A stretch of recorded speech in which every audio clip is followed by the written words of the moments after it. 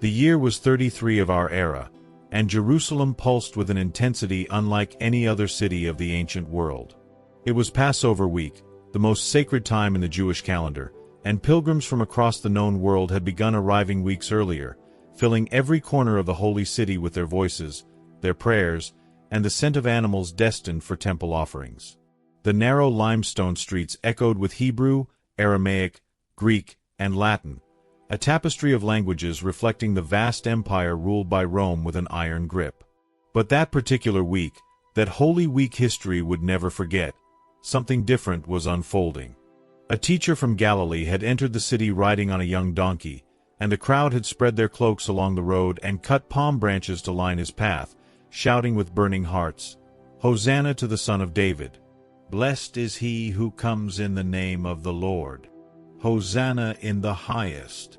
What began as a celebration would become the most transformative event in human history.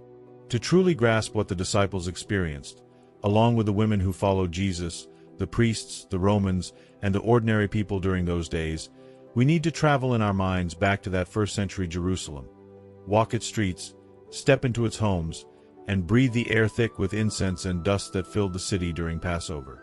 The Jerusalem Jesus knew was far from what many imagine. It was not a small village or a forgotten place. In the year 33, it was a thriving metropolis that, during major festivals, could gather between 200,000 and 300,000 people, an extraordinary number for the ancient world. Its white limestone walls gleamed under the Judean sun, and the temple built by Herod the Great rose over Mount Moriah like a crown of marble and gold, visible from miles away.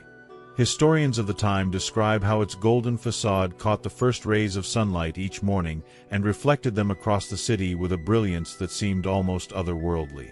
Passover, known in Hebrew as Pesach, was far more than a religious observance for the Jewish people. It was the living memory of their deliverance from Egypt, the moment when God acted with sovereign power on behalf of his people, passing over the doors marked with lamb's blood and breaking the chains of 4 centuries of slavery.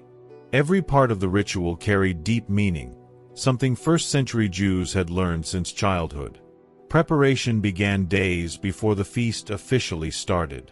Families carefully cleaned their homes to remove every trace of leaven, known in Hebrew as chametz, because leaven symbolized sin and corruption that had to be removed before entering sacred time. This cleansing was not only physical but deeply spiritual, a preparation of the heart alongside the preparation of the home. Markets filled with vendors selling bitter herbs, unleavened flour, and wine for the 4 ceremonial cups of the Passover meal. And above all, there was the search for the lamb, the central element of the sacrifice that recalled that first night in Egypt, when the lamb's blood marked the difference between life and death. Jesus and his disciples came to Jerusalem from Bethany, a small village less than 2 miles east of the city, on the slopes of the Mount of Olives. Bethany was the home of Lazarus, Mary, and Martha, close friends of the Lord, and it was there that Jesus stayed during those days, withdrawing at night while teaching in the temple during the day. The road from Bethany to Jerusalem crossed the summit of the Mount of Olives, and from there one of the most breathtaking views of the ancient world unfolded. The entire city spread out below, with the temple dominating the skyline like a mountain built by human hands yet inspired by the presence of God. Records from the time suggest that when Jesus saw this view during his triumphal entry, he paused and wept over the city, speaking words preserved in the Gospel of Luke with heartbreaking clarity. "If you had known, even you, especially in this your day, the things that make for your peace. But now they are hidden from your eyes." It was the sorrow of a God who loved his people with a depth no rejection could extinguish. On Monday and Tuesday of that week, Jesus taught in the temple courts with an authority that astonished even his opponents. Herod's temple was not just a religious structure, it was the economic, political, and spiritual center of the entire nation. Its outer courts, especially the court of the Gentiles, had become a bustling marketplace where animals for sacrifice were sold at inflated prices and money changers exchanged foreign currency for the temple shekel, the only coin accepted for the sacred tax. Earlier that week, at the beginning of his arrival in Jerusalem, Jesus had overturned the tables of the money changers and driven out those selling doves, declaring in a voice that echoed through the courtyards, "It is written, "My house shall be called a house of prayer, but you have made it a den of thieves." This act was not impulsive. It was a prophetic judgment, a deliberate move by the Messiah who came to restore the holiness of the place where his Father dwelled. In the days that followed, while the priests and Pharisees plotted how to remove him, Jesus continued teaching in that same space, answering every trap set before him with wisdom that left them speechless, while gaining the admiration of the crowds who gathered to hear him. Daily life in Jerusalem during that week was a fascinating blend of the sacred and the ordinary, something difficult to fully picture from our historical distance. Most residents lived in homes built into the bedrock of the hill, with limestone walls and flat roofs where families slept during the summer and carried out much of their daily activities.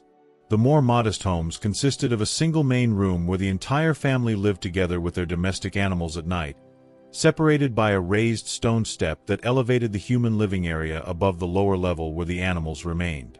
More prosperous homes, however, had several rooms, inner courtyards with cisterns to collect rainwater, and in some cases ovens for baking bread along with storage jars for oil and wine.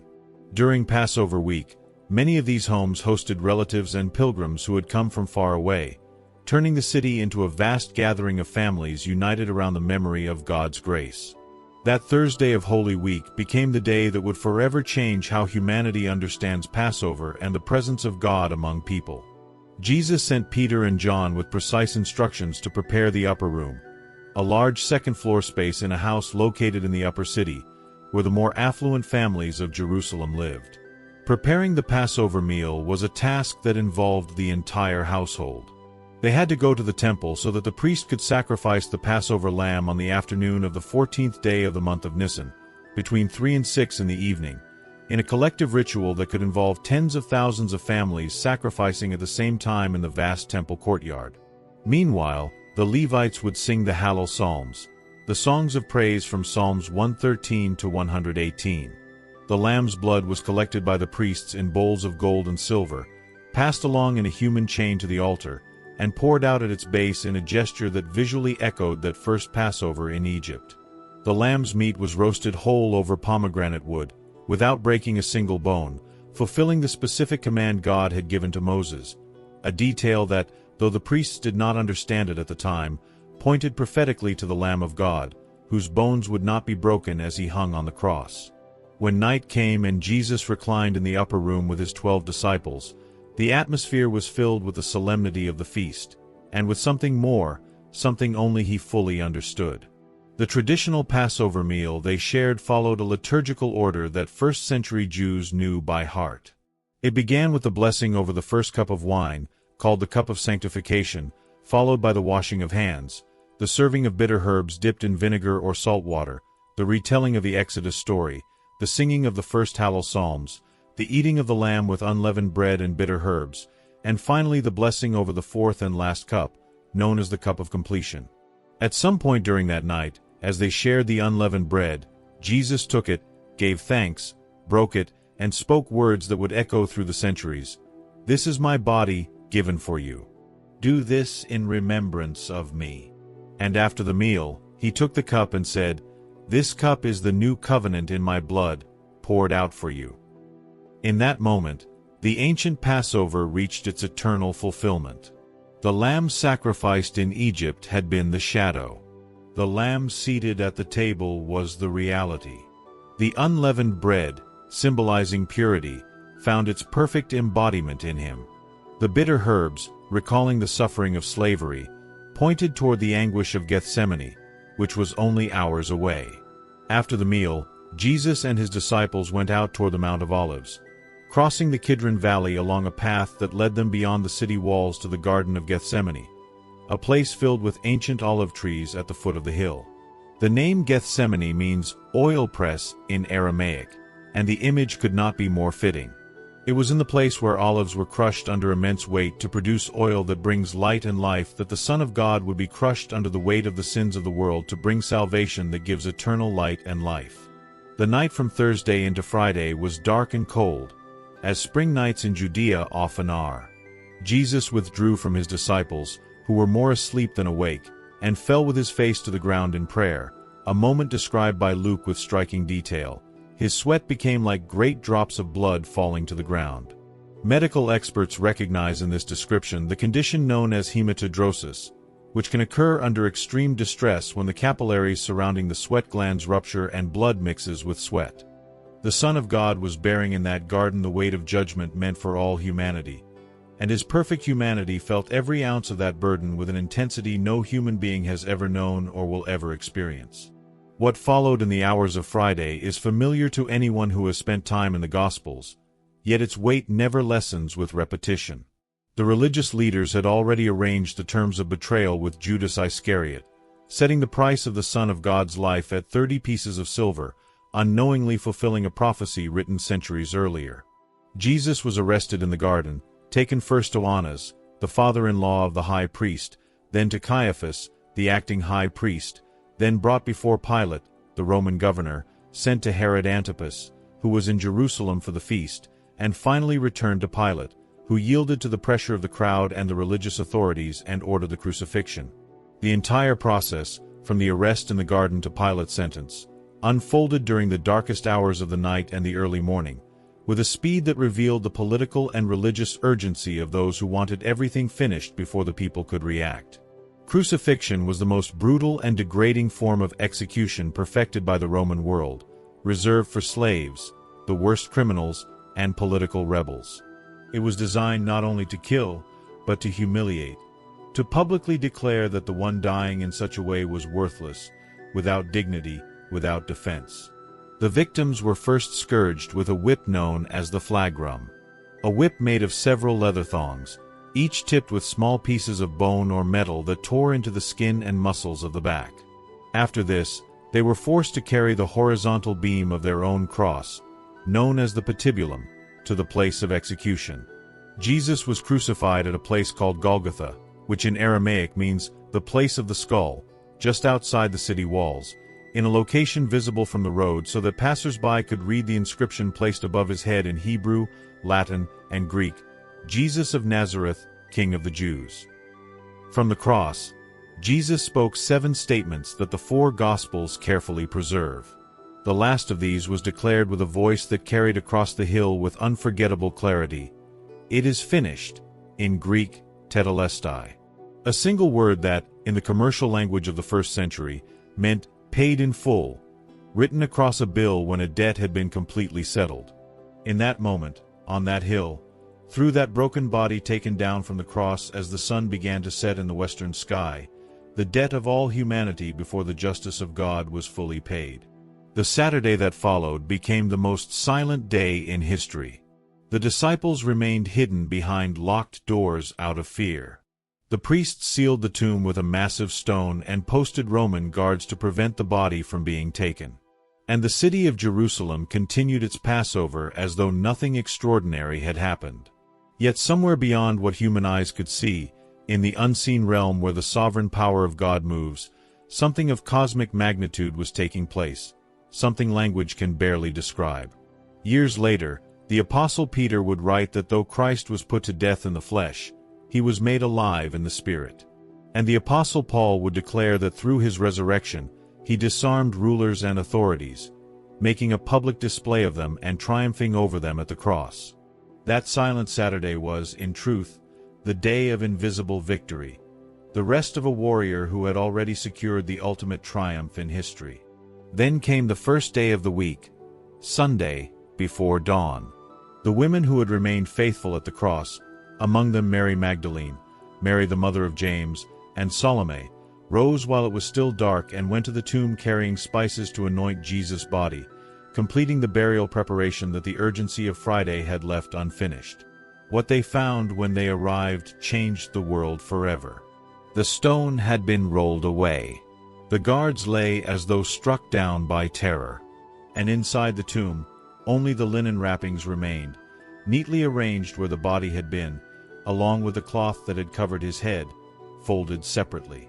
An angel dressed in white spoke the most radically transformative words a human being could ever hear. He is not here, for he has risen, just as he said. The Holy Week in Jerusalem did not end in the silence of Saturday.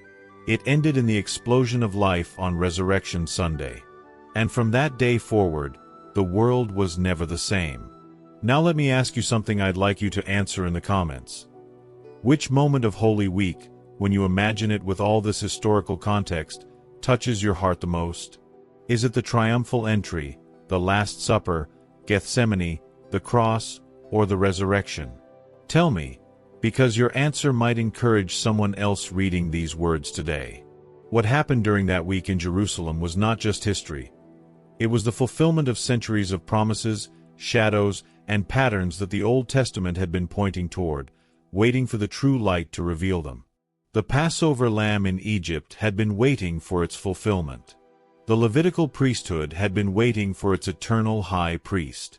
The manna in the wilderness had been waiting for the bread of life. The water from the rock had been waiting for the one from whose side would flow blood and water on the cross. For generations, the Jewish people had celebrated Passover reciting a promise they themselves did not fully grasp. In every generation, each person must see themselves as if they personally came out of Egypt.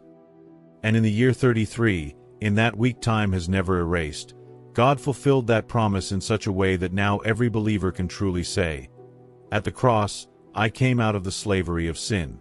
At the empty tomb, I came out of the slavery of death. In the resurrection, I received a life no grave can hold." If today you are carrying something heavy, if something in your life feels more like a dark Friday than a radiant Sunday, understand this. The resurrection was not just an event that happened once and passed. It is the ongoing reality of God's power at work in those who trust in Him. The same power that raised Jesus from the dead is the power that can restore your marriage, your faith, your hope, your health, your family. There is no tomb that power cannot open. No stone so heavy it cannot be moved. No silent Saturday so deep that God's Sunday cannot break through with His voice.